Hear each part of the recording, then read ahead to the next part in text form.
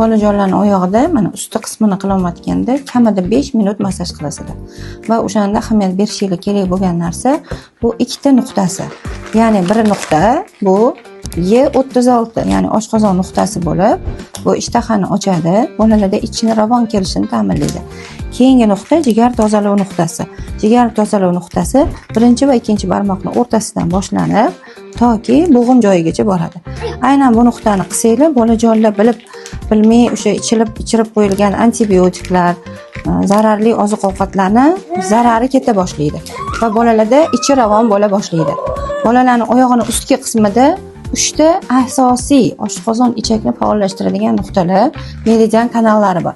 Shuning uchun hamisha pastdan tepaga qarab massaj qilinglar va bo'g'imlarni, mushaklarni yo'nalishiga qarab qilinglar.